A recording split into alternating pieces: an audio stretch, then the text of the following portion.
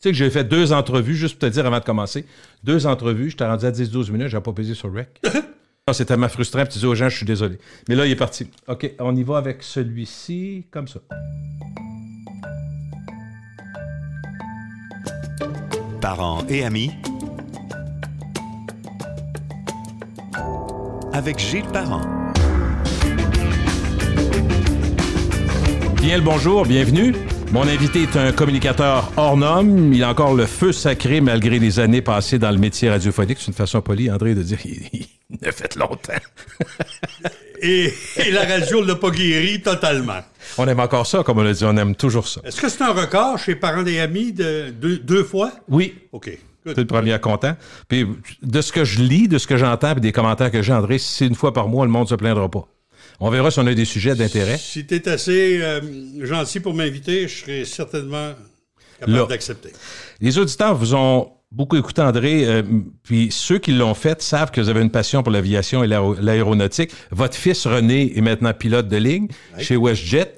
Moi, la première question, la première où on place tout, la curiosité sur les avions, ça vient d'où? Je ne le sais pas, mais je pense que si j'avais été un meilleur étudiant et si j'avais plus pensé à mon affaire, je serais peut-être devenu pilote. OK? J'ai suivi des cours de pilotage et je me suis tanné des choses qu'il y avait à apprendre. Et finalement, je suis devenu un journaliste intéressé par l'aviation et l'aéronautique. Durant le temps des années 70, quand je couvrais les faits divers en moto. Hein? En moto. Où ça? À Québec. Ben voyons. De 72 à 78, j'ai couvert les faits divers à Québec en veston, cravate, casque et moto. Mais par manque d'argent ou c'était quoi? Non, j'arrivais à 20 pompiers. En Europe, on voit ça, André, mais ici... Je l'ai fait. Il n'y en a pas beaucoup qui l'ont fait. Moi, je l'ai fait à Québec. Pour contourner les voitures, le trafic. Absolument. Si tu décides de te dépêcher, puis c'était pas une moto, là, c'était pas une chaise de barbier sur roue, là, c'était un Honda 250. C'était juste assez pour me déplacer partout où je voulais dans le Québec métropolitain, et j'arrivais avant les pompiers. Mais juste là-dessus, la moto, as-tu arrêté ça fini? Tu as eu peur un jour? Ou... Ben, c'est comme dans l'aviation, on dit à un moment donné, il s'est fait peur. Et quand tu te rends compte qu'en moto, tu es désespérément à la merci des autres. Et même quand tu es dans ton droit, tu es mort pareil.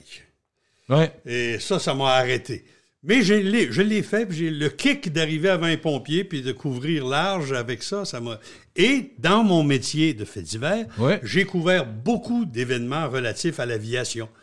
J'ai couvert des accidents d'avion, nombreux, dans le parc des Laurentides en particulier.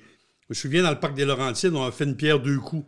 On est allé à la recherche d'un avion qui était tombé et on en a trouvé un deuxième qui était tombé depuis des dizaines d'années et qui n'avait jamais été retrouvé. Par hasard? Par hasard, on l'a trouvé dans le même secteur. Est-ce qu'il y avait encore des corps en décomposition? Il y avait des squelettes. J'ai toujours le souvenir du coroner, du médecin pathologiste avec une espèce de machette qui frappe sur un crâne puis il le regarde sur tous les ans. Ah, ça, c'est une fille. Effectivement, on a retracé par la vie. Mais voyons. Qui était cette victime-là. C'était des jeunes qui étaient partis en excursion de Québec pour aller à Chicoutimi. Des étudiants du Québec High School. Ils ont été portés disparus pendant près de 10 ans. Et à l'occasion d'une autre tragédie, on marche dans le bois et on trouve ça. Par hasard. C'est vrai que tu as fait du fait divers, je comprends bien. Ah, j'ai fait du fait divers. Moi, j'animais les nouvelles, mais je faisais les faits divers pas tout seul, mais quand j'avais une chance, j'y allais. Par intérêt? Par plaisir? Moi, j'aime ça. J'ai toujours aimé... Il y a un kick d'arriver avant les autres et de trouver la nouvelle avant les autres. Ça se dément pas, ça. Donc, qu'est-ce qui vous amène à l'aviation et l'intérêt de l'aviation? C'est ça. Donc, l'aviation m'intéressait. Je me souviens que mes premiers vols commerciaux, c'était en 1967. J'étais embauché à Expo 67, une espèce d'hôtesse mâle. Et pendant 7 ou 8 samedis de suite, à la fin de l'hiver et au printemps, ils nous amenaient à Montréal pour du training qui commençait le samedi matin, qui finissait le samedi soir tard, et ils nous faisaient voyager en avion. Okay. Alors, je faisais Québec-Montréal sur les anciens Viscount d'Air Canada. Et Caroline. C'était des machines... Ça traversait-tu, ça, l'Atlantique, Viscount? Non, ça ne traversait pas l'Atlantique, mais finalement, quand ils ont été vieux, on les a retrouvés en Afrique. Ils ont fini par se rendre, mais... quand tu veux traverser l'Atlantique avec un avion qui n'est pas capable de traverser l'Atlantique, tu fais des sauts de puce, tu fais... Halifax, mettons? Le Groenland, l'Irlande, l'Angleterre, la France. Ça se fait en saut de puce. Par exemple, quand Bombardier livrait les CL-215, les bombardiers à eau, il y en a partout dans le monde. Ils ont fini par se rendre. Oui, mais à partie bout, là. C'est ça. Parce qu'habituellement, maintenant, c'est tout des réactés. Il n'y a pas de... à hélice, ça traverse. Ça a déjà traversé. J'ai traversé l'Atlantique avec un Hercule des Forces canadiennes. Il a fait ça comme un saut de puce. Et boum, il met à même hauteur que les jets, même vitesse que les jets, le Hercule, dans le temps. Mais, effectivement, c'était... différent. J'ai toujours, à la blague, moi, je suis toujours dit, dans le monde de la liqueur douce, là, il y a Coke et Pepsi, puis dans le monde de l'aviation, même si c'est des milliards et des milliards, c'est Boeing et Airbus. Pour les néophytes qui ne connaissent pas ça, comment ça se fait qu'il y a juste 2 compagnies? J'ai dû me demander à André, il doit pouvoir m'expliquer comment sont nées ces compagnies-là. Il y en avait 4. OK. Bombardier est mort de son incompétence et de sa cupidité. Là, ils vont essayer d'avoir à nouveau de l'argent. Peut-être qu'au moment où on diffuse, c'est déjà fait. Je n'ai pas grand doute qu'ils vont l'avoir. Ils ont trop d'amis, ces gens-là. Mais Bombardier, il y avait Bombardier, il y avait Embraer au Brésil, qui était un majeur dans les avions plus petits. Oui. Un peu dans régionaux, on appelle souvent? Oui, dans des régionaux, un peu dans le modèle de Bombardier. Bombardier et Embraer étaient des concurrents, comme Airbus et Boeing en sont aussi, mais c'est quand même majeur. Au Japon, il y a Mitsubishi qui fait de l'avion, qui en fait pas mal. Et il y a quelques autres compagnies comme ça. Mais si on prend les majeurs qui vont nous vendre des gros porteurs, on aura Airbus et Boeing. Puis les deux sont arrivés de façon bien différente. Airbus, c'est comme l'aérospatiale, puis tous ceux qui avaient construit le Concorde, puis tout ça, qui ont fini sous l'impulsion des gouvernements à se regrouper. Mais Airbus, c'est une compagnie européenne qui monte ses avions à Toulouse, mais qui fabrique les carlingues en Allemagne, qui fabrique les ailes en Portugal. Et c'est de cette façon. Boeing, c'est une compagnie américaine. Beaucoup plus vieille, de ce que je comprends? Beaucoup plus vieille. C'est la compagnie qui a gagné la Deuxième Guerre mondiale. Parce que ce sont les bombardiers de Boeing, les B-17, les B-24, qui ont l'appareil qui a lâché la bombe atomique sur Hiroshima et sur Nagasaki. C'était manufacturé par Boeing. Donc, Boeing a été d'abord et avant tout dans le militaire. Après la guerre, ils se sont dit qu'il faudrait bien continuer à faire des sous. Ils ont pris un de leurs bombardiers puis ils en ont fait un avion de ligne. Ils ont fait toutes sortes de choses à ce moment-là. Mais ils avaient aussi des concurrents. Il y avait Curtiss, il y avait McDonnell Douglas, il y avait d'autres compagnies. Et tranquillement, les plus petits se sont ralliés, ont été achetés par Boeing, qui est devenu le conglomérat nord-américain par excellence.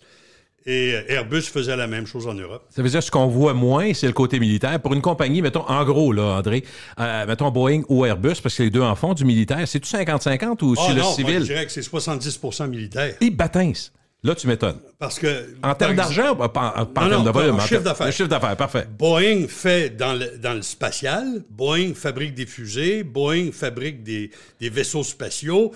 Boeing fabrique une trolley d'avions militaires. Et beaucoup des avions militaires de Boeing sont des avions civils adaptés.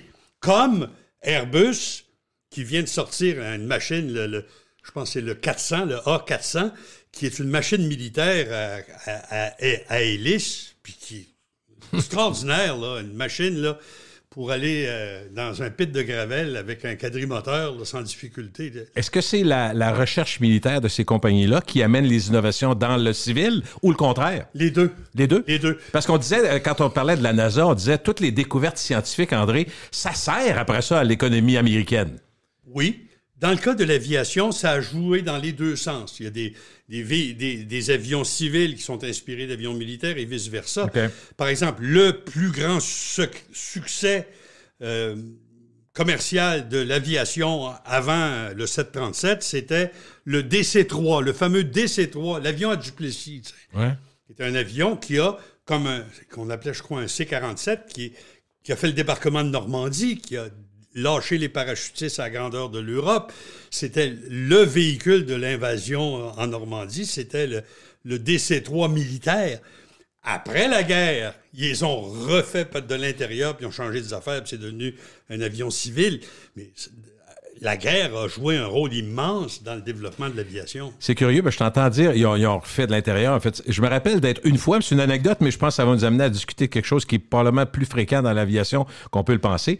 Je me rappelle d'être allé dans le Grand Nord, dans un vieil avion, puis on me disait, ça, c'est un avion de la guerre, mais faites-en pas, on a refait le moteur 3-4 fois. Puis là, je me disais, ça m'étonnait, mais il me disait, non, c'est normal dans l'aviation, tu as des vieilles carlingues, des fois de 50 ans, mais les moteurs sont mis à jour. C'est comme ça. Tu as déjà vu les Snowbirds? Oui. Qui font de l'acrobatie aérienne? Oui. Avec des avions Tutor fabriqués par Canadair en 1957. Aïe aïe. Puis on ne devrait pas s'étonner dans le monde de l'aviation? On remarque que dans le monde de l'aviation, les gens trouvent ça un peu ridicule parce que c'est des bazous qui vont pas vite, mais on est Canadiens, on a le droit d'être différents, mais c'est quand même des avions qui... Un avion, c'est éternel. Si c'est bien entretenu, ça n'a pas de fin de vie. Tout peut se changer. Ça rouille-tu un avion? Non. Okay. C'est en aluminium. Ça se corrode un peu, là, mais ça se répare. Il y avait eu le drame des Hercules de l'aviation canadienne qui s'était détérioré à vue d'œil parce que les militaires pissaient à côté de la bolle puis que ça avait corrodé le plancher. Ça, c'est une des folies. Le grand péril jaune? Ah, mon Dieu. Non, mais si tu veux chercher des histoires folles en aviation, tu vas voir du côté de l'aviation militaire canadienne. C'est fou. Un cirque. Allons un peu sur l'actualité parce que ce qui nous rattrape, c'est l'histoire de Boeing. On revient sur Boeing. L'appareil 737 MAX, lancé il y a 2-3 ans, 50 ans après le premier 737. Donc, c'est quand même un gros vendeur, on pourrait dire ça. Le gros vendeur de Boeing? Je crois que oui. Je crois que c'est le plus gros vendeur de Boeing et je crois que c'est le plus gros vendeur de l'aviation. OK. De l'histoire de l'aviation. Airbus, un 320 qui... Ça, les deux ennemis, là, d'un côté, tu as la série 737, parce que ça va du 100 au 1000, 737, 100, 200, 300. Et à partir du 800, il y a des MAX. Bon, et de l'autre côté, tu as Airbus 320, 319, 321. C'est nez à nez. Là. Ça répond au même marché, c'est-à-dire le moyen courrier assez long. Le 737 peut faire Los Angeles-Toronto facile. Le 737 peut aller en Europe, mais à condition de partir d'Halifax, peut aller juste en Angleterre. Même chose pour le 320. Donc, c'est la même philosophie. Ça répond au même marché, mais c'est deux philosophies d'aviation complètement différentes. Est-ce qu'on peut dire, André, qu'avant, on faisait des avions surtout pour l'autonomie, la distance qu'ils pouvaient faire? Puis là, aujourd'hui, on entend de plus en plus, il faut que ça coûte moins cher, il faut que ce soit moins pesant. J'ai l'impression que les préoccupations des constructeurs sont un petit peu... C'est-à-dire que quand ils changent la distance, ils changent la conception de l'avion. La reine du ciel, ça sera toujours le Boeing 747, mais il ne s'en fabrique à peu près plus, sauf pour le cargo. Le 737, avec ses 4 moteurs, est tellement dépensier en Non, 747, OK. 747, c'est pas ça que j'ai dit? Tu as dit 737, c'est pour ça. Excuse-moi, 747 est tellement c'est un lourdeau, c'est un lourdeau, c'est ça? Oui, mais c'est le plus rapide. Il n'y a pas eu d'avions passagers jet qui ont été plus vite que le 747. C'est un coup parti, il est parti, là. C'est une œuvre d'art. Okay. Sauf qu'avec ses 4 moteurs, il pompe. Il pompe beaucoup. Puis le coût du pétrole est maintenant devenu le coût numéro 1 des compagnies d'aviation. Avant, c'était les salaires de pilotes. Maintenant, c'est le fuel. Revenons au 737 MAX. 2 accidents, 2 crashs successifs du modèle MAX. Aucun survivant. Boeing est dans une crise, la pire, dit-on, de l'histoire de l'aviation. Première question, M. André, qu'est-ce qui s'est passé? Il s'est passé que, en faisant évoluer son avion, le 737, Boeing est arrivé à un palier où ils ont eu à leur capacité d'acheter, ils ont été capables de magasiner dans les moteurs et ils ont trouvé un moteur de dernière génération qui est extrêmement économique et puissant. Et ils se sont dit, on va continuer à modifier nos 737 parce que c'est une formule gagnante. Non. Et le but d'une compagnie d'aviation, c'est d'avoir 2, 3 ou 4 modèles d'avions dont la formation de pilote s'équivale. Ça veut dire que si un pilote passe du 737-700 au 737-800 au 737 MAX... Il est à l'aise. Il n'y a pas besoin de mise à jour. De faire une formation spéciale. Puis former un pilote pour un type d'avion, on parle de plus de 100 000 $ de coût, ne serait-ce que les simulateurs. Bon. Donc, ils se disent, comment est-ce qu'on pourrait modifier notre 737 avec notre nouveau moteur qui va être plus économique, qui va lui donner des performances supérieures, qui va nous permettre d'allonger l'avion un petit peu. puis que les pilotes vont quand même être capables d'embarquer dedans, puis dire, OK, on tourne la clé, puis on part. Ouais. Et là, ils se sont aperçus que leur problème, c'était que le nouveau moteur est gros et que leur avion est bas. Ils ne peuvent pas étirer le train d'atterrissage parce qu'il ne rentrera plus. Donc, il fallait trouver une façon de placer ce moteur-là en dessous de l'aile de telle manière qu'il ne frotte pas à terre. Donc, la seule façon, c'était de l'avancer un peu en avant de l'aile pour pouvoir lui donner un peu de hauteur. Si vous regardez un 737 MAX, vous allez voir, c'est surprenant, le moteur est un peu plus haut que le bord d'aile.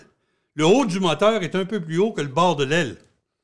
Alors, on dit, merveilleux, ça rentre là. Sauf qu'ils ont fait les tests, ils ont fait les calibrations, et ils se sont rendus compte que ce moteur-là, quand on met toute la gomme, a tendance à lever le nez de l'avion de façon spectaculaire, et que les systèmes automatiques de l'avion doivent compenser, ou les pilotes doivent compenser. Pour réussir cet exploit, ils ont mis dans le pilote automatique, dans le système du Boeing 737, un dispositif qui dit si le nez est exagérément élevé, l'avion va se le baisser tout seul. OK. Et ça, c'était basé sur ce qu'ils appellent la mesure d'angle d'attaque. C'est comme une petite aile d'oiseau qui est sur le bord. Ça a à peine à l'arrière ou à l'avant, ça? À l'avant. Ça a à peine 10 pouces de long. OK. Puis ça peut tourner. C'est comme une petite aile d'oiseau qui est collée par l'avion. Dépendant que le nez est en haut ou en bas, l'aile d'oiseau s'incline et dit au pilote, mais là, t'es 10 degrés le nez en l'air, là, t'es 10 degrés le nez en bas, il faut que tu le saches. Et ils ont dit, si jamais cet appareil-là détecte un nez en haut qui est dangereux, le système MCAS va lui baisser le nez. Tout est simple. Facile. Jusqu'à temps qu'une des petites ailes d'oiseau soit défectueuse. Et comme il n'y en avait pas deux, contrairement à la tradition dans l'aviation, qu'il y a jamais une affaire, il y en a toujours deux, au coque, il y avait seulement un détecteur d'angle d'attaque. Et quand il est tombé en trouble, parce qu'il y a une mauvaise batch apparemment qui a été mis là, le système a dit, t'as le nez en l'air, on baisse le nez. Il n'y avait pas le nez en l'air, il est tombé. Oh, OK. C'est ça qui est arrivé. Mais à ce moment-là, on dit, oui, mais il y a des pilotes en avant de ça. Et là, c'est toute la philosophie Airbus contre Boeing. OK. Airbus fait des avions qui devraient voler tout seul, puis où le pilote peut être vraiment pas futé. Boeing fait des avions pour des pilotes qui ont ce qu'on appelle le airmanship, des pilotes qui volent, qui savent voler. Et quand tu prends un pilote qui est habitué d'opérer un petit bureau avec un pilote automatique et que tu lui mets une machine de dizaines de tonnes ou presque dans les mains en disant « conduis-les donc si tu es capable ou atterris-le », il y a des pilotes qui sont capables, il y en a qui ne sont pas capables. Et là, il y a quelque chose d'un peu horrible qui se dit dans le monde de l'aviation. C'est les tragédies sont arrivées en Indonésie et en Éthiopie. Pourquoi ça n'arrive pas en Amérique? Ça n'arrive pas en Europe. Ces avions-là volent. À ce moment-là, les 737... Partout, c'est un succès commercial écœurant, le MAX. OK. Comment ça se fait que... Oui. Bon. Et partout ailleurs, on s'est rendu compte qu'à chaque fois que le MCAS a fait l'imbécile, les pilotes, par leur simple réflexe naturel de pilote professionnel, ont corrigé par une manette qui est à leur pouce droit, puis ensuite avec une manivelle qui est à leur main gauche, s'ils sont copilotes, ou le contraire, s'ils sont capitaines. Ils ont corrigé, puis après ça, ils ont débranché l'appareil, puis ils ont continué de voler à la main. Dans le cas de l'Éthiopie puis de l'Indonésie, apparemment, les gars sont pas arrivés à maîtriser la machine avec les réflexes normaux d'un pilote qui est habitué de voler. Parce que l'informatique faisait défaut, fait que ça les a pris de court. Ils cherchaient l'automatique, eux autres. Ils cherchaient l'automatique. Regarde, on a toute une blonde qui n'est pas capable de conduire à clutch, là. Hein? Oui. Hein? Bon, alors, c'est la même chose. Il y en a qui sont capables, il y en a qui ne sont pas capables. Là, la ballonne a gonflé et on s'est aperçu que le MAX était dangereux. On a retiré tous les MAX de la circulation. On a arrêté ensuite la production des MAX. Puis on a cherché la petite bête, puis on l'a trouvé. On a trouvé d'autres affaires qui peut-être ne sont pas correctes, qu'il faut maintenant réparer. Puis même si on a réparé ci, il faut réparer ça, ça finit plus. Et là, on s'en va dans un mur dont personne ne parle. C'est qu'en 2 ans, il y a des centaines d'avions MAX qui sont remisés n'importe où, n'importe comment. À Trois-Rivières, il y a 24 MAX d'Air Canada dans le banc de neige. Voyons. Il faut y parquer à quelque part. Ils ne peuvent pas le laisser sur les pistes. Il n'y a pas pistes. de hangar pour tout mettre ça quelque part. Donc, ils les ont mis sur les stationnements de l'aéroport de Trois-Rivières. Ils ont loué du stationnement. Mais là, depuis ce temps-là, il neige, il pleut, il grêle, il fait chaud, il fait frais, verglas, n'importe quoi. Mais pourquoi on a continué à construire? Il n'y avait pas le choix parce qu'il est engagé. Il y a des commandes. Ils vont être livrés, ces avions-là. Là. Puis en plus, ils ont 10 000 employés ultra spécialisés. Ils ne veulent pas les perdre. Non. Puis de jour en jour, on se dit, mais ils vont finir par nous laisser voler. Quand on va pouvoir voler les 737 MAX, c'est là qu'on va découvrir qu'il y a peut-être des souris à quelque part, qu'il y a peut-être des tuyaux qui ont gelé, qu'il y a peut-être des problèmes qui se sont développés pendant 2 ans de stationnement au cas de vent. C'est pas tout le monde qui peut aller les stationner en Arizona où conditions pas pires, l'humidité est à moins de 10 %, puis où le soleil plombe, puis où il n'y a rien de... La seule chose qu'il peut avoir, c'est un serpent à sonnette le long d'une roue. Et là, on va voir ce problème-là qui va s'en venir. Là. Pour le 737 MAX, André, est-ce qu'on peut dire que Boeing a été poussé par la concurrence parce qu'il y avait de la concurrence qui arrivait, avec des avions plus légers, plus rapides, plus ci, plus ça? Fait que j'ai comme l'impression qu'ils ont tourné coin rond en québécois. Là. Est-ce qu'ils ont tourné les coins ronds ou si ils ont fait confiance à l'airmanship des pilotes des compagnies à qui ils vendaient ça? Mais ils ont certainement été très arrogants en n'informant pas les pilotes de ce système-là. Ça, c'est épouvantable.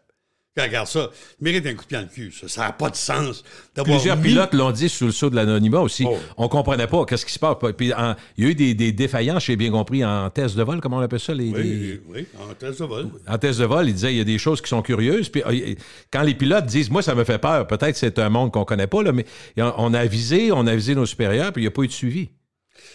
Effectivement. Je ne sais pas si c'est vrai, mais... Il y a eu des cas où les pilotes, par leur formation, habileté, professionnalisme et compétences, ont fait face à des situations, les ont maîtrisées. Mais après ça, ils ont dit, mais c'est où ça dans le livre? C'est pas dans le livre. Oh! D'ailleurs, la plupart des compagnies aériennes n'avaient pas jugé bon d'informer les pilotes de la création de ce système-là parce que c'était un système à toute épreuve. Automatique. Qui était automatique, qui empêchait l'avion de tomber et qui a été victime d'un petit dispositif comme une petite aile d'oiseau le long du nez de l'avion qui dit si le nez est en l'air ou si le nez est en bas. De ce que tu dis, André, est-ce que je comprends qu'un pilote expérimenté, habitué à toutes sortes de situations, parce que ça arrive dans les airs, quand il voit quelque chose qui ne marche pas, soit qu'il débarque le système, soit qu'il embarque... Mais normalement, donc, autrement dit... Ça arrive à tous les vols. C'est ça, donc... À tous les vols, il arrive de quoi d'imprévu. À tous les vols, il arrive un équipement qui peut faire défaut ou au sujet duquel on a un doute. C'est pour ça qu'on les paye plus cher des fois que le président de la compagnie aérienne. C'est parce que leur formation, leur professionnalisme les amène à bien réagir. Mais dans certains pays... on n'a pas ce niveau de qualification et c'est dans des pays comme ça qu'on a eu des accidents récents. Puis, en plus, tu cherches la petite bête, tu vas toujours le trouver. Airbus a des problèmes énormes avec l'empoisonnement des équipages par l'air qu'ils respirent.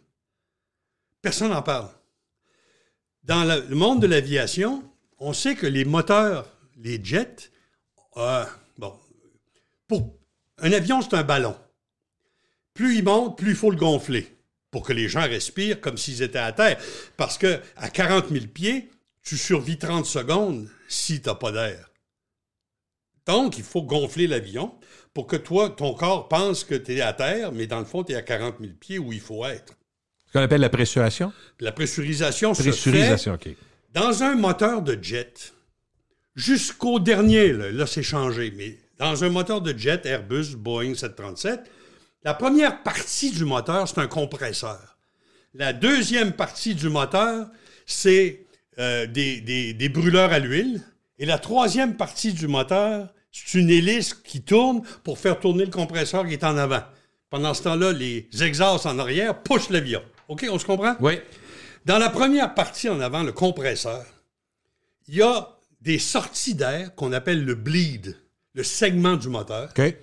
Qui est utilisé pour gonfler la cabine, actionner différents systèmes, parce que ça sort à une pression extraordinaire. Ça peut être je ne sais pas, je dis ça comme ça, mais des centaines de livres au pouce carré. la pression qui sort de là, et c'est utilisé. Sauf que il y a certains moteurs d'Airbus qui développent sur les seaux de l'hydraulique et de l'huile à moteur des fuites, et il y a des vapeurs de ces fluides-là, qui sont des fluides dangereux, qui sont amenés dans le bleed air, dans la cabine, principalement dans le cockpit en avant.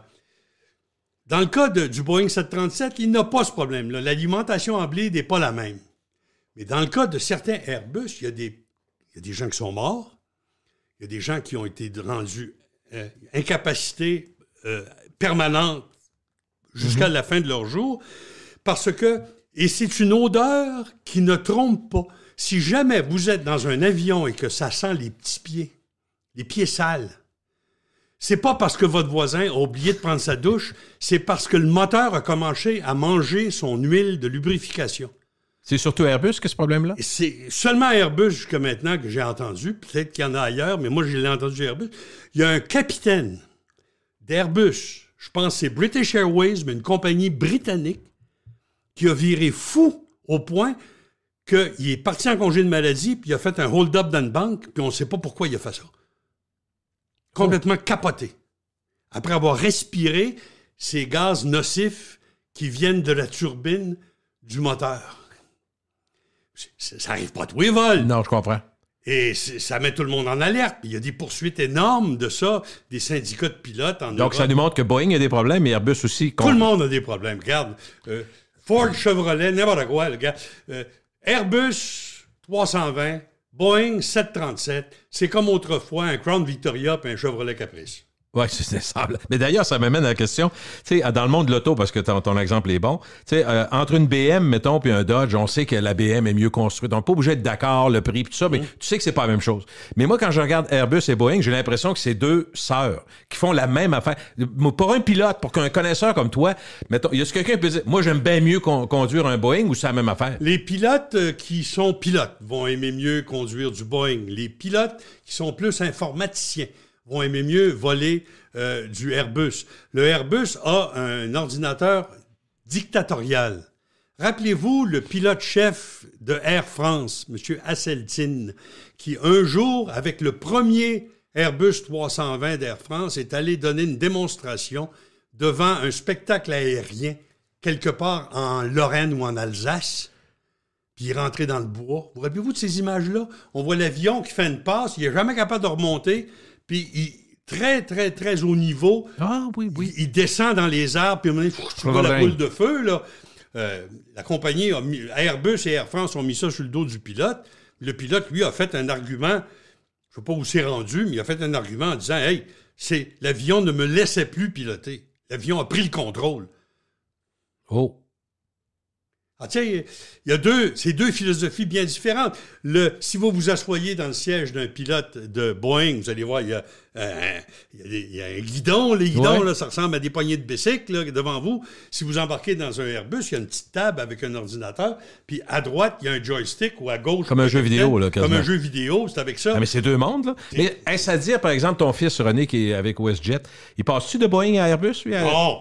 S'il le faisait, ça serait une réqualification. Il faudrait qu'ils suivent les cours. Ils peuvent pas switcher d'un à l'autre? Non, les compagnies... D'ailleurs, la sécurité dit qu'un pilote d'un type d'avion, il reste sur ce type-là jusqu'à temps qu'il se qualifie sur un autre. Ils ne peuvent pas passer d'un avion à l'autre du jour au lendemain. C'est quoi le temps de qualification à peu près? Je dirais que pour arriver sur un nouveau modèle, ça doit être quelque chose comme 2 à 4 semaines de cours théoriques. Puis ensuite, plusieurs dizaines d'heures en simulateur. Est-ce que tu sais qu'un pilote nouvellement formé sur un avion, la première fois qu'il va mettre son cul dans cet avion-là avec des passagers en arrière, OK, ça va être la première fois qu'il pilote cet avion-là? Pas du tout. Il n'a jamais piloté ce même avion-là une seule fois avant de le faire avec des passagers en arrière parce que le simulateur est tellement perfectionné que les heures en simulateur comptent pour des heures de vol. Tellement c'est réaliste. L'as-tu déjà essayé, André? Non. Ça ne te tente pas? Ben, 1 heure de simulateur, c'est des milliers de dollars.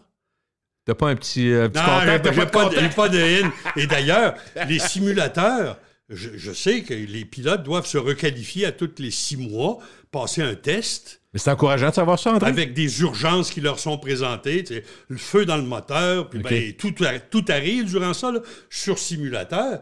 Ben, ces simulateurs-là sont tellement précieux parce qu'un simulateur de Boeing 737 coûte plus cher qu'un Boeing 737. Ben voyons. Oui. Et quand ils en sortent, ils sont pleinement qualifiés sur le type d'avion dont ils viennent de conduire le simulateur. Donc, ça se fait pas en 2 semaines. Je comprends bien que c'est des heures et des heures. C'est des dizaines d'heures. Et c'est tellement utilisé que le simulateur, c'est 24 heures par jour. Un pilote peut être cédulé pour une requalification à 2 heures du matin. Parce que c'est à 2 heures du matin que le simulateur va être libre. Ça n'arrête pas, là. Ça veut dire que si je te demandais qu'est-ce que les pilotes aiment mieux, pas la compagnie, mais quel type d'avion ils aiment mieux conduire, tu vas me dire ça dépend du pilote. Parce que s'il est cow-boy un peu, il va aimer mieux faire des... Il y en a qui quittent des avions de ligne, qui s'en vont pour des avions de brousse ou qui s'en vont dans le Grand Nord parce qu'ils ont dit on vole à vue, j'aime ça, mettons. D'autres qui, au contraire, vont dire moi, là, le vol idéal, parce que j'allais te poser la question sur le vol idéal, c'est un Montréal-Athènes. J'adore ça. J'ai du temps. Mais pourquoi? Il y en a peut-être d'autres qui vont dire que c'est plate, ces vols-là, tu fais rien. Il n'y a pas deux pilotes pareils, mais je te rappellerai qu'il y a un avion qu'on a vu beaucoup à Québec au long des années, c'était le DC-9 d'Air Canada. Mm-hmm. Air Canada, quand les Viscount sont disparus, les jets DC-9 sont arrivés, puis ont grossi. Puis DC-10 après. Mais DC-9. DC-9 surtout. DC-9, okay. deux moteurs dans la queue élevée en arrière, les choses en V. C'était pour les pilotes un char sport. C'est comme avoir une Ferrari. OK. C'était agréable, la performance, ils pouvaient faire des choses, ça répondait bien et tout. Qu'est-ce qu'un pilote va préférer? Je serais porté à dire qu'il va préférer l'avion le plus gros parce que c'est souvent le plus gros salaire. Ah oui? Oui.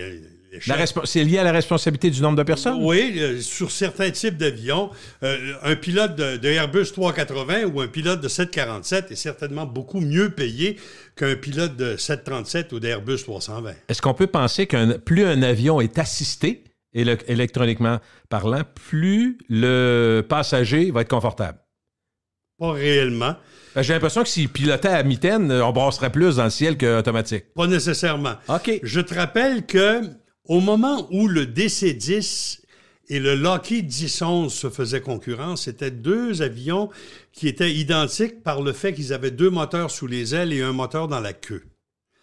Et le DC-10, c'était une charrette qui flottait dans le vent, qui pognait dans le vent, tandis que le 10-11, c'était comme une flèche. Tu allais en Europe, en 10-11, tu sentais rien. Ça n'a pas rapport avec le type de... Ça a rapport avec la superficie des ailes, enfin, toute la science de l'aérodynamique. Puis en même temps, quand tu dessines de quoi, des fois tu fais un beau dessin, puis quand tu dessines de quoi, des fois tu fais un moins beau dessin. J'ai aucune idée de la marge de prix d'un avion. Un avion de ligne grosso, là, mettons, prenons un gros vendeur comme un 321 ou un 737. Je serais embêté, mais... À peu près? Les compagnies qui l'achètent doivent les payer un peu moins de 100 millions par avion. Peut-être un peu moins. Ils ne payent pas le prix dans vite, là. Donc, il y a des rabais là-dedans. Et un très, très, très grand nombre d'avions de ligne sont loués. Il y a des grandes compagnies qui font commerce de la location. De se faire fabriquer des avions puis ensuite de les louer. Ce qui permet un roulant, quand une compagnie est allé au bout là, d'un avion, le locateur le reprend, il joue avec un peu, il change des affaires, puis il peut le louer à quelqu'un d'autre. Je pense que Transat fait ça, entre autres, il loue. Transat a loué longtemps des avions. Ça, c'était plus causé par le fait qu'ils avaient été mis en péril financier par la maladresse de certaines personnes, dont un est peut-être même devenu premier ministre. Mais... je pense que Transat a fait une gaffe monumentale au point de vue financier au long des années. C'est qu'un jour, ils avaient peur que le prix du gaz monte.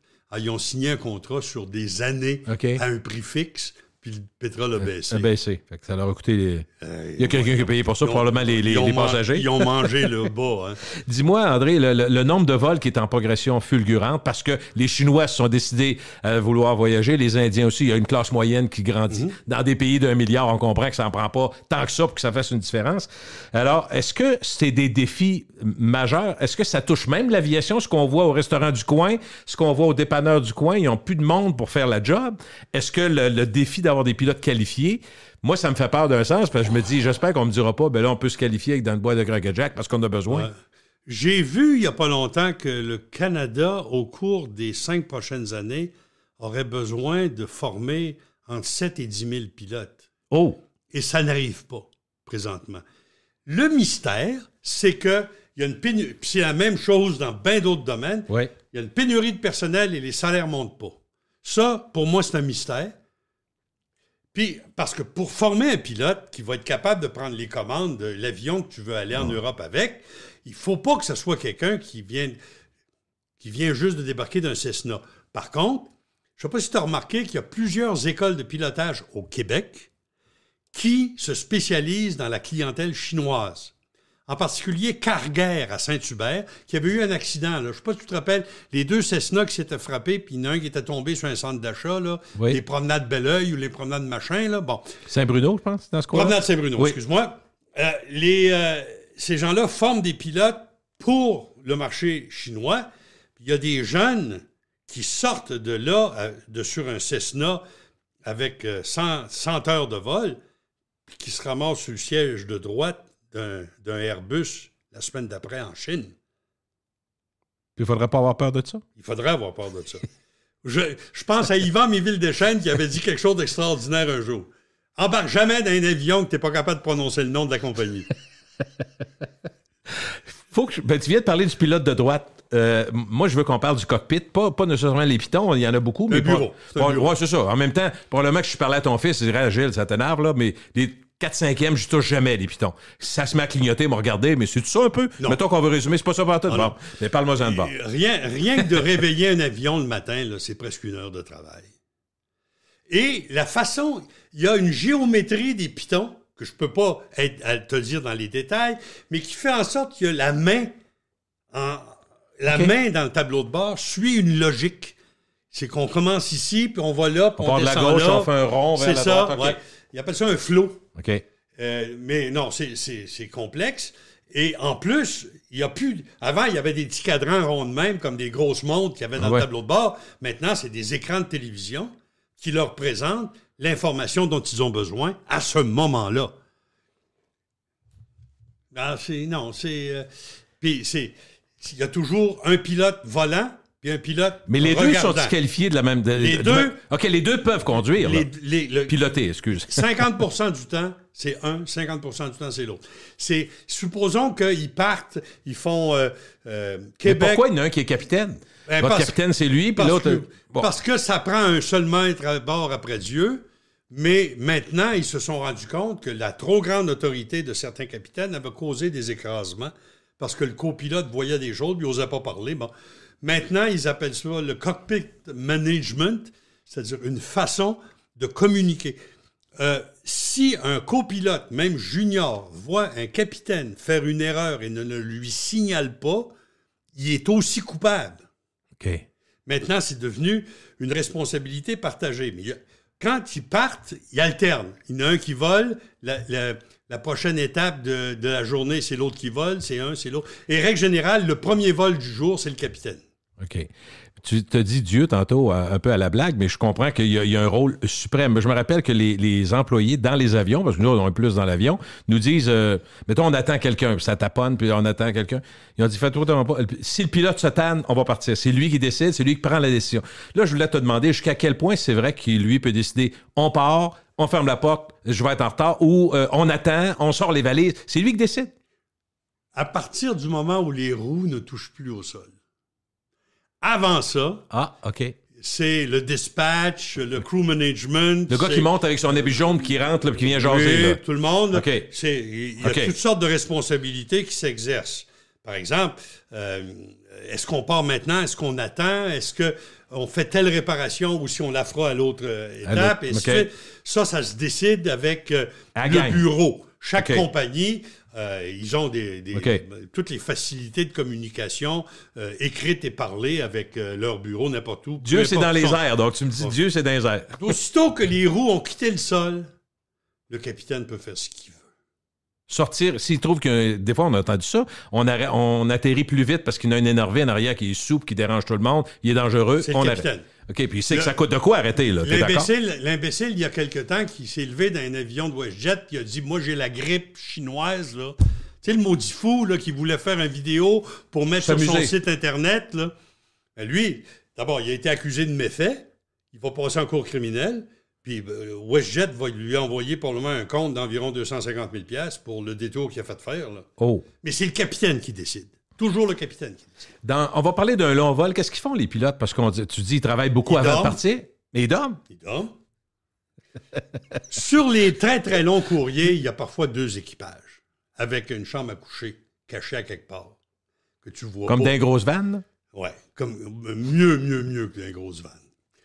Mais sur un vol, mettons, Air Canada, Montréal, Los Angeles, qui va durer aussi longtemps que Montréal-Paris. OK. À un moment donné, il y a un des 2 pilotes qui va dire « Je ferme l'œil ». L'autre, ils font pas ensemble. Mais non. Et on me dit qu'ils développent la même chose que les policiers la nuit. C'est que oui, ils vont fermer l'œil, mais si on leur parle, ils s'en aperçoivent instantanément. Il y a comme une deuxième nature qui s'installe et qui leur permet d'entendre ce qui les concerne et pas entendre ce qui ne les concerne pas. Parce que ça placote sans arrêt dans leurs écouteurs. S'ils sont une dizaine d'avions dans la même zone parlant au même contrôleur... Ils entendent toutes les conversations? Toujours. Et c'est très important. C'est très important parce que si quelqu'un fait une erreur, il faut que ceux qui entendent s'en aperçoivent en disant « Hey, il vient de l'envoyer à la même place que moi, lui-là. » Est-ce pendant qu'on en parle, nous, dans notre petite fenêtre, ça arrive qu'on voit un avion plus bas ou plus haut, tu sais, quand il est à 35 000 pieds, mais les pilotes doivent avoir bien plus que nous autres. Ah, sans arrêt. C'est ça, hein? Ils voient, ils savent. Je croirais même des fois, ils se disent bonjour puis ils se parlent, mais ils savent que l'autre s'en vient à 1000 pieds plus bas ou à 1000 pieds plus haut, mais on dirait qu'il s'en vient dans leur face. Et ils ont un appareil qui s'appelle le TCAS, les ordinateurs des 2 avions se parlent où je suis, à quelle hauteur, à quelle vitesse, constamment. Et si jamais il y a un conflit, il y a le TCAS de un va lui dire de monter, le TCAS de l'autre va lui dire de descendre. Puis ils ne discutent pas, ils le font, ça marche. C'est un ordinateur dans chaque avion qui a toutes les informations quant à la position, la direction et la vitesse. Les contrôleurs aériens, est-ce qu'ils sont au-dessus de Dieu quand c'est dans le ciel? Non, c'est de l'information qu'ils donnent, eux autres, dans le fond. J'essaie de voir le rôle. C'est un chef d'orchestre. Mettons, moi, je pars de Montréal, puis je monte vers la Côte-Nord, je m'en vais à Paris, OK? Là, il y en a un, peut-être, il y en a-tu un sur la Côte-Nord qui va me parler? Bon, alors, Montréal va te parler. L'aéroport de Montréal va te parler. Ensuite, le centre de Montréal, qui est dans un bunker à Saint-Laurent, à Ville-Saint-Laurent, qui ne voit même pas dehors. Tout ce qu'ils ont, c'est des écrans. Lui, il va te prendre en main. Et lui, il va te donner à un contrôleur qui est à Moncton. OK. Moncton Center va te parler pendant un bout de temps. Puis ensuite, Moncton Océanique va t'envoyer sur l'océan. Puis parce qu'une fois sur l'océan... C'est-tu Gander? Ça, tu parles, non, tu parles pas à Gander, ça, moi? Gander, ça, c'est à Terre-Neuve. Ça, c'est si tu manques de fuel ou bien c'est mal pris. On entend parler quand ça va mal. Ça va être Shannon en Irlande. OK. Ça, c'est des points, des là. Océaniques. Si tu vas plus vers le sud, supposons que tu t'en vas aux Bermudes, tu vas passer au-dessus de New York, et New York Océanique va te parler jusqu'à temps qu'ils te disent « Appelle la tour des Bermudes ». Donc, il y a toujours quelqu'un qui te parle, et il y a presque toujours quelqu'un qui te voit sur un écran radar. OK, mettons, tu pilotes un Montréal-Paris avec, je ne sais pas moi, Airbus, peu importe lequel. Sur 100% de ton vol, combien de pourcents tu es en pilote automatique? Un vol transatlantique? 90. OK. Si tu arrives dans le cockpit... Tu chauffes au début, puis tu chauffes à la fin? C'est ça. Et tu vas les voir ensuite, ils vont changer des choses dans le tableau de bord, mais en fait, ils ne parlent pas à l'avion, ils parlent au pilote automatique. Ils vont lui dire, OK, supposons, d'ailleurs, c'est le cas, un avion qui monte devient plus léger. Ouais. Devenant plus léger, il peut aller plus haut. Allant plus haut, il devient plus économique. Donc, ils vont toujours essayer de monter. Alors, ils sont rendus à 36 000 pieds, puis ils s'aperçoivent qu'ils pourraient aller à 38. Ils vont parler au centre, ils vont dire, on peut-y aller à 38? Le centre va dire, oui, il n'y a rien en avant pour 38. Et là, ils ne vont pas tirer sur le manche pour monter le nez de l'avion. Ils vont tout simplement mettre 38 à la place de 36 sur le bouton de l'altitude. Quand je suis dans l'avion puis je vois un des copilotes ou le pilote jaser avec le monde en avant, moi, je me dis tout le temps, ça ne te tente pas d'aller t'asseoir en avant? Ils ont le droit de sortir du cockpit? Ils ont le droit de sortir du cockpit. Je ne sais pas où est le règlement. Il y a été un temps où, quand un des deux pilotes quittait le cockpit, l'autre devait mettre le masque à oxygène. Au Pour cas se parer, de dépressurisation. Mais ils sortent régulièrement, ils vont à la salle de toilette, ils vont chercher un café, ils vont se délasser les jambes. S'ils ont de la parenté dans l'avion, ils vont aller leur dire bonjour. On continue dans la curiosité. Est-ce que les pilotes d'avion mangent la même chose que le monde en arrière? Oui. Autrefois, les deux pilotes ne pouvaient pas manger la même chose. Je ne sais pas où c'est rendu. C'est Agatha Christie qui a fait ça, en empoisonnant un. Oui, c'est ça. Pour éviter l'empoisonnement? Le fameux film, là, Airport, la comédie, il s'empoisonne. Je ne sais pas où s'en est rendu ça, mais effectivement, il n'y a pas une nourriture spéciale pour les pilotes. Je présume sur l'Atlantique qu'ils ont la bouffe de première classe, mais peut-être pas le vin rouge. Les boîtes noires, je te pose des questions de curiosité, sont-ils noires au moins? Orange. Mais pourquoi elles s'appellent les boîtes noires? Bonne question. Ils sont oranges pour mieux les trouver? Ben oui, c'est ça. Ils sont dans la queue, parce que c'est toujours le dernier endroit à être détruit dans le cas d'un accident. Faut-tu s'asseoir en arrière, donc, si on a peur de l'avion? Si on veut survivre à un crash? À cet endroit-là, il n'y a pas de siège. Je ne sais pas c'est où l'endroit où... Toi, tu t'assois où d'un avion, André? Là où ils me disent. Je suis pas... Tu ne penses pas à tomber non plus, de toute façon? Ben, c'est ça, on ne pense pas à ça. Mais les boîtes noires sont oranges pour être retrouvées le plus rapidement possible. Idéalement, s'il y a un feu, aussi pour qu'on les arrose de manière à ce qu'ils ne chauffent pas pour détruire les choses. Autrefois, c'était des rubans. Maintenant, c'est des cartes. C'est juste du son, dans le fond, ces conversations? C'est tout ce qu'il y a là-dedans? Ça, c'est une des deux. Il y en a une où c'est des micros qui sont dans le poste de pilotage, qui s'enregistrent. Des fois, il y a 4 micros qui s'enregistrent. Donc, tu entends les communications entre eux, puis tu entends les communications par les haut-parleurs si jamais ils s'en servent. Règle générale, sont sur les écouteurs. Mais il y a une deuxième boîte qui, dans les câbles les plus modernes, compute des centaines de données constantes, à toutes les secondes.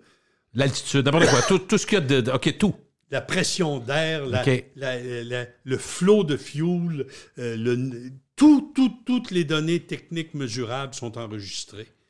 Et on peut, en cas d'accident, revenir à ça, puis prendre les deux en disant, bon, là, ici, on voit que tel moteur a surchauffé, puis là, sur le son, on voit qu'ils n'en ont pas encore... Ah, là, ils viennent d'en parler, pour voir tout ce qui se passe. Est-ce qu'il y a encore des lois ou des habitudes qui sont vieillottes, qui n'ont pas été changées? Je te donne 2 exemples, tu vas peut-être me dire, non, c'est important. Quand on décolle, puis quand on atterrit, il faut relever le banc. Oui. Mais je suis toujours dit, ça sert à quoi, ça? Ah, c'est parce que en cas d'accident, tu risques moins de te fracasser la face sur ce qui est en avant de toi. Et une autre raison, c'est à l'atterrissage, tu as remarqué qu'il fermait les lumières. Oui, les lumières, mais ça sert... Pourquoi ça? En cas d'accident, les lumières vers les sorties de secours vont s'illuminer. Il faut que tu les vois. Au sol, celles qui sont au sol? Celles qui sont à terre un peu partout. Donc, c'est que si jamais... il y a une évacuation nécessaire, ça va être beaucoup plus facile de trouver ton chemin si tu n'as pas les grosses lumières blanches allumées puis que tu ne vois pas la pancarte marquée « Exit ».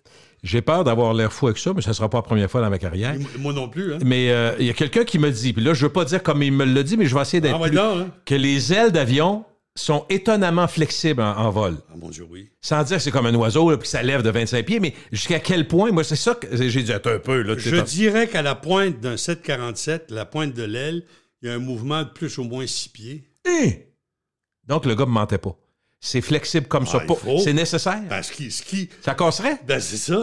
Disons, ça casserait ou ça dessoudrait. Mais on ne peut pas voir ça. Ça se passe à la vitesse que ça se passe. Ah, non, tu peux le voir. D'ailleurs, si tu observes comme il faut au décollage, tu vas voir les ailes se remonter au moment où l'avion décolle. Parce que quand il commence à prendre le poids de l'avion qui est plus sur les roues, les ailes travaillent, tu les vois remonter, les bouts d'ailes. Et c'est encore plus évident avec le nouveau Boeing Dreamliner 787, dont les ailes sont en plastique. Enfin, Celle qui est comme remontée, c'est ceux-là qui sont remontés? Non? Ben, je ne sais pas ce que tu as vu, là, mais si tu regardes un 787, c'est le bon, André. un 787 en vol, il y a quasiment des bouts d'ailes vers le haut. Là, oui. parce que c'est des ailes en carbonique. Café, c'est pas en métal. Et c'est flexible. La turbulence, c'est la question la plus demandée dans le monde par les citoyens qui ont peur. D'abord, devrait-on avoir peur, puis c'est quoi? Il y a des courants d'air en altitude qu'on appelle le jet stream, par exemple. Le jet stream au-dessus du Canada peut être à 100 000 à l'heure. Donc, si tu as la face dedans, tu viens d'être retardé de 100 000 à l'heure. Et si tu as le derrière dedans, tu viens d'être accéléré de 100 000 à l'heure. Donc, ils essayent de ne pas y être quand ils vont dans un sens et d'être dedans. Et la transition entre de l'air normal et de l'air qui va à 100 000 à l'heure peut pas être smooth. À un moment donné, ça avance. Ça, c'est une chose. Deuxièmement, il y a les mouvements du vent au sol. Mais c'est pas des poches d'air, tu sais, quand on dit... Poche d'air, non, c'est une expression de poche d'air. C'est une façon, je Comme comprends. si on avait frappé un endroit où il n'y avait pas d'air, puis que ça descend. Mais non, c'est parce qu'on a frappé de l'air qui descend ou parce qu'on a frappé de l'air qui monte. Parce que l'atmosphère, regarde, ça brasse autant dans l'atmosphère que dans ta machine à laver le linge. Là. Ça brasse sans arrêt. Là. Tu me disais tantôt, André, que quand on monte, on n'a pas d'air parce que on doit pressuriser la cabine. Mais si on devait... Moi, je fais un lien peut-être qui est malhabile, mais un lien entre les fameux masques. On nous dit toujours s'il y a des masques qui vont tomber. Première question, ce serait les masques. Est-ce que j'en ai pour 15 heures ou ça dure juste 10 minutes? T'en as 15 minutes à peu près, mais c'est parce que c'est le temps que ça va prendre aux pilotes de descendre à 10 000 pieds. À 10 000 pieds, je vais être capable de respirer tout seul? En cas de dépressurisation, le pilote, il va mettre son masque à lui. Lui, il a un masque pour 1 heure de temps. Mais toi, en arrière, t'en as pour à peu près 15 minutes. Mais c'est assez. C'est assez pour aller... Si t'es à 40 000 pieds, tu vas descendre comme un ascenseur, ça va descendre en cibole, mais au plus sacrant, on descend, et on descend jusqu'à 10 000 pieds, qui est l'altitude où c'est respirable sans pressurisation. Même si on sait que l'avion est le transport le plus sûr, on dit que mourir dans un accident d'avion commercial, c'est une chance sur 16 millions. Donc, c'est ce qu'il y a de plus sécure pour les grands... Il y a une sorte de façon de dire ça, là. Ouais, non. Ouais. Par exemple, on peut faire dire ce qu'on veut aux statistiques. Hein? Il y a un actuaire un jour qui est mort dans un lac d'épaisseur moyenne de 2 pouces. Il est mort noyé. Si on mesure la façon la plus sûre de faire 1 kilomètre, probablement que c'est l'avion. Si on marque le temps, la façon la plus sûre de passer 1 heure, c'est probablement l'auto. Il y a toutes sortes de façons. En fait, l'avion est très sûr. C'est sûr. Mais si, mettons, dans un cas de détresse, là, prenons des exemples extrêmes, mais je sais que c'est arrivé même aux États-Unis récemment, est-ce que c'est, pour un pilote, il y a un moment, est-ce que c'est mieux atterrir ou amérir? Atterrir. C'est plus facile de contrôler au sol? Oui. On a l'impression que l'eau, tu sais... Oui, c'est mou. Ouais. L'eau à 100 000 à l'heure, c'est du béton. Quand Sulzberger, là, le fameux Sully, là, qui est mort à New York, là, qui était allé se poser sur le Hudson, quand il a touché l'eau, les 2 moteurs ont arraché. Puis elle allait pas si vite. Ben, pas si vite. Il allait au plus bas, c'est quoi? Avant que ça tombe, c'est 200? Il devait être aux alentours de 105, 110 000 à l'heure. Mais quand il a touché l'eau, les 2 moteurs ont arraché. Puis il a bien pris soin de ne pas sortir les roues. Parce qu'il avait sorti les roues, le nez serait plongé tout de suite. Ça aurait fait un freinage épouvantable. Parlons de détresse encore. Est-ce que c'est pire les oiseaux qu'on frappe ou encore le tonnerre, l'éclair, tout ça, dans une tempête? L'éclair, c'est rien, ça. Zéro. Ça rentre par un bas, ça sort par l'autre. Hein? Les oiseaux, ça passe les gros oiseaux. On connaît pas ça, mais ils disent les oiseaux, ça peut faire des dommages épouvantables. Si tu écoutes les fréquences des tours de contrôle, j'écoutais l'autre jour la tour de contrôle de Toronto. On peut avoir ça. Je ne sais pas s'il y a des curieux, mais il existe un site qui s'appelle ATC Feed, F-E-E-D, qui vous donne les contrôleurs aériens partout dans le monde. Tu peux les entendre? Tu les entends, tu entends les avions, tu entends les contrôleurs. Et j'écoutais l'autre jour la tour de Toronto, et à tous les avions qui se présentaient, vous êtes autorisé à atterrir sur telle piste. Prenez note qu'on nous signale des activités d'oiseaux près du seuil de piste. Ils leur disent. Mais est-ce qu'on les chasse sur les pistes? Je sais qu'à Québec, ils ont un gun au propane qui s'actionne de la tour. C'est que si la tour voit des oiseaux, pèse sur un piton, puis là, il y a du propane qui rentre dans un canon, puis qui donne un coup de canon assez fort. Et apparemment, les goélands savent que c'est le temps de s'en aller à ce moment-là. Mais si un pilote sait qu'il y a des oiseaux, il va tout faire pour ne pas passer dedans. On entend souvent dire, André, qu'un avion avec juste un moteur ou pas de moteur peut voler. Mais moi, j'entends plus parler de crash dans ce temps-là. C'est vrai, ça? C'est vrai pour tous les avions? Un jour, Air Canada achète des Boeing 767, une excellente machine qui vole encore. Et, sauf que c'est nouveau pour les mécaniciens d'Air Canada parce que c'est leur premier avion qui est en métrique au lieu d'être en impérial. Et lorsqu'ils font le plein, ils calculent des litres en gallons. Ce qui veut dire qu'ils pensaient avoir 5000 gallons, il y avait 5000 litres. Ils s'en allaient de... Je me demande si c'est pas de Toronto à Vancouver. On voit tout venir le problème, hein? Et rendu dans le bout de Winnipeg, ça a commencé... Ça a fait un Robert Piché. Ça commence à... Et le copilote, il me semble que c'était un M. Quintal. Quintal a dit au capitaine, qui est un M. Pearson, il y a Gimli en face... moi, il dit, c'était une base militaire autrefois. J'irai là. J'ai travaillé là. C'est là que j'ai fait mon training comme pilote dans l'aviation militaire. Gimli. Les autres savent qu'il n'y a plus de gaz ou c'est déjà il n'y a plus de gaz? Les moteurs sont arrêtés, ils okay. planent. Ils planent. Il est à 30 000 pieds, puis il plane. Il sait que... Tu peux juste planer, André. Rendu là, quand tu n'as plus de gaz, rien, tu ne peux plus rien faire. Il ne peut pas remonter, ça, c'est certain. Mais il s'agit de négocier avec le poids de l'avion et sa vitesse la meilleure distance. OK. Je me demande s'ils ne disent pas 1000 par 1000 pieds. Quelque chose. Selon hauteur. OK. Alors là, il se dit, on ne peut pas aller à Winnipeg, on ne peut pas aller ici, on ne peut pas aller là. Il reste ça. Mais il y a Gimli en avant. Et il y a un épisode extraordinaire de la série Mayday qui a été faite là-dessus, qui s'appelle The Gimli Glider, le planeur de Gimli. Et Pearson a réussi à atterrir sur une piste désaffectée qui était devenue une piste de course de drag. Ben voyons. Il a atterri là-dessus pendant qu'il y avait des parties, il y avait un festival de drag. Puis lui, il n'y a pas de klaxon, puis il n'y a pas de moteur. Donc, il s'en vient dans le silence. Un avion gigantesque qui va atterrir sur la piste. Il y a des enfants en bicyclette sur la piste. Il a réussi à poser son avion. Il a réussi à ne pas blesser personne. Et il est arrivé quelque chose d'extraordinaire, c'est que les bureaucrates d'Air Canada ont blâmé le pilote de ne pas avoir vu, et il était sur le point de les suspendre, les deux gars, quand la communauté internationale de l'aviation leur a donné des médailles, puis tout ça, puis là, Air Canada a reculé. Et il y a 2 ou 3 ans, le Boeing 767 en question a été mis à la retraite et envoyé à la scrap en Arizona.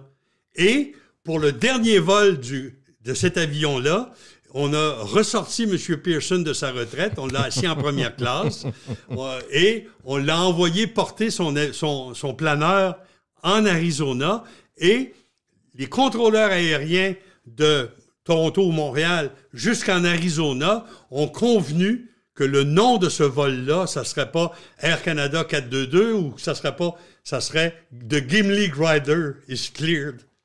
Juste une question de curiosité, André. Quand les moteurs ne marchent plus, il n'y a plus de gaz, puis l'avion doit planer, est-ce que tous les systèmes marchent pareil? Il n'y a plus rien qui marche dans l'avion? Il n'y a plus grand-chose qui marche.